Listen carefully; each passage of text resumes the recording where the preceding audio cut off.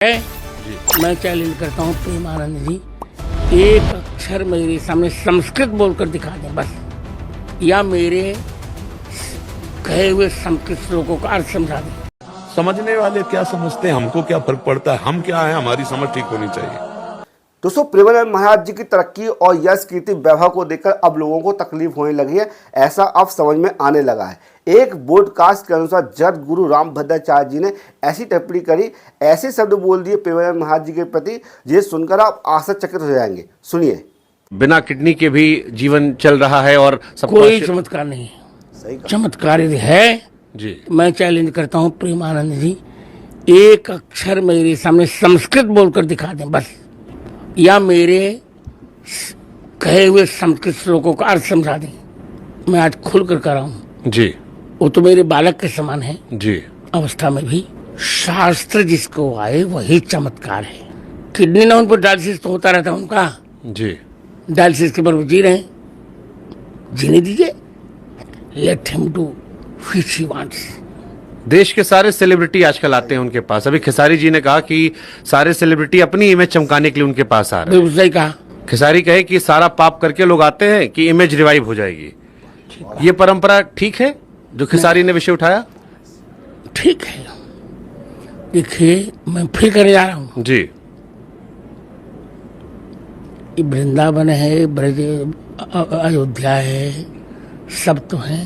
जी, मैं प्रेमानंद से द्वेष नहीं रखता हूँ, जी, फिर कर रहा हूँ मेरे बालक जैसे, पर मैं उन्हें न तो विद्वान कह रहा हूँ, जी, न साधक न चमत्कारी। और मैं फिर कह रहा हूँ, चमत्कार उसको कहते हैं जो शास्त्रीय चर्चा पर साजगार हो। वो राधा बल्लभ भी हैं, जी। राधा सुधा निधि की एक श्लोकार्थ भी ठीक से बता दें। तो फिर गुरुदेव उनकी इतनी लोकप्रियता अच्छी है। ये लोकप्रियता क्षणभंगुर होती है, थोड़ी दिन के लिए होती है, अच्छी है, जी, अच्छा लग रहा है मुझे। ठीक है। पर ये कहना कि चमत्कार, ये मुझे स्वीकार नहीं है। ठीक है। आपको हम बता रहे हैं दोस्तों कि प्रेमानंद महाराज जी एक तपस्वी है। उन्होंने अपना पूरा समय श्री राधा रानी जी की सेवा में लगा दिया है, और वृंदावन में जिस तरह से वो रहे आपने सुना होगा, और उनके प्रवचन में उनके बारे में आपने बहुत सारी जानकारी भी आपको लगी होगी। वहीं पर दोस्तों महामंडलेश्वर भी अब बाहर निकल के आए, और उन्होंने भी जगत गुरु रामभद्राचार्य जी को चैलेंज कर दिया कि जो मैं बोल रहा हूँ श्लोक संस्कृत के, उसका उच्चारण करके दिखा दें या फिर मुझे उसका अर्थ समझा दें। सुनिए। मैं उनको आज टीवी के माध्यम से उनको चैलेंज करता हूँ, सबको चैलेंज करते हैं ना।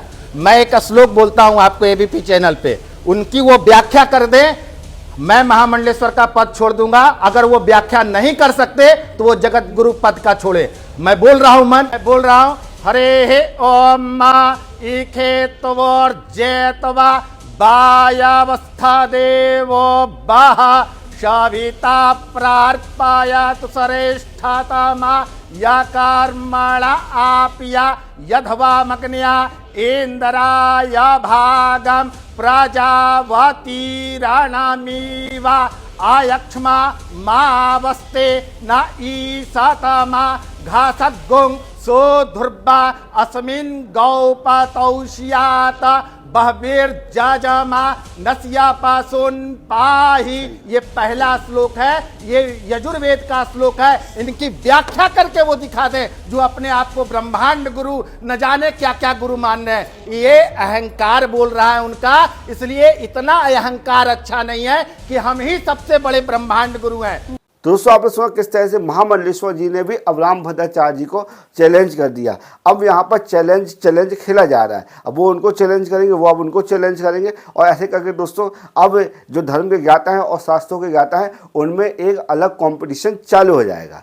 वही हम बात करें दोस्तों जो सोशल मीडिया में एक्टिव रहते हैं, जैसे कि आचार्य व्यक्ति जी, उन्होंने क्या कहा सुनिए। रामभद्राचार्य जी कह रहे हैं कि प्रेमानंद जी को संस्कृत नहीं आती तो कोई चमत्कार नहीं है, कोई विद्वता नहीं है। अगर ऐसी ही बात है तो फिर कबीरदास जी के बारे में क्या कहोगे? कबीरदास जी तो मसी कागज छुओ नहीं, वे तो बिल्कुल अनपढ़ थे, लेकिन आज उनके बोले गए प्रत्येक शब्द पर आज पीएचडी करते हैं लोग।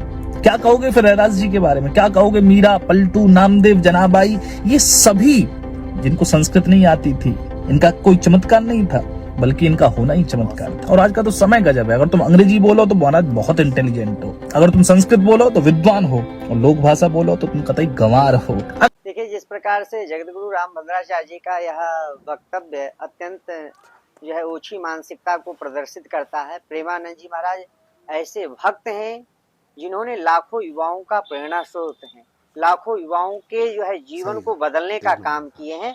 ऐसे अगर किसी संत के द्वारा अगर संत का अपमान होता है तो कितना यह जो है निंदनीय है। समाज में कैसे संदेश दिया जा सकता है? एक भक्त को एक भक्त ही जो है उसको मूर्ख बता रहा है, ज्ञानी बता रहा है, यह दुर्भाग्यपूर्ण है। ऐसा बयान पूज्य जगतगुरु जी भगवान को नहीं देना चाहिए, क्योंकि किसी भी ज्ञानी को भगवान आज तक प्राप्त नहीं हुए। अगर ऐसा कहा जा सकता है कि ज्ञानी को भी भगवान मिलते हैं तो सबरी को भगवान नहीं गले लगाते, सबरी को परम पद की प्राप्ति नहीं होती। जटायुध के भगवान के गोद में प्राणंत नहीं होते, जटायु भगवान के परम पिता का पद नहीं प्राप्त करता। ऐसे गजेंद्र किस विश्वविद्यालय का पढ़ा लिखा व्यक्ति था जिसको भगवान ने गले लगाने का काम किया? ऐसे हजारों उदाहरण हैं जो भगवान ने सभी को गले लगाने का काम किया। क्यों? कि भक्ति, प्रेम। ऐसे प्रेमानंद जी साक्षात भक्ति के मूर्तिमान स्वरूप हैं। ऐसे भक्तिमान मूर्तिमान भक्ति स्वरूप का अगर कोई निंदा करे तो यह कतई भगवान बर्दाश्त नहीं करेंगे। या मैं पूज्य महाराज श्री से यह निवेदन करूंगा कि इस प्रकार से संतों को, महापुरुषों के द्वारा निंदा करना यह अच्छा नहीं। जैसे जगत गुरु रामभद्राचार्य जी ने प्रेमानंद महाराज जी को चैलेंज कर दिया, अब उनको भी चैलेंज करने के लिए महामंडलेश्वर एवं शास्त्र के ज्ञाता उतर चुके हैं। दोस्तों, आप इस विषय में क्या राय रखते हैं और आपकी क्या भावना है प्रेमानंद महाराज जी के प्रति और जगत गुरु रामभद्राचार्य जी के प्रति? आप कमेंट बॉक्स में हमें जरूर बताइएगा। जय श्री राम।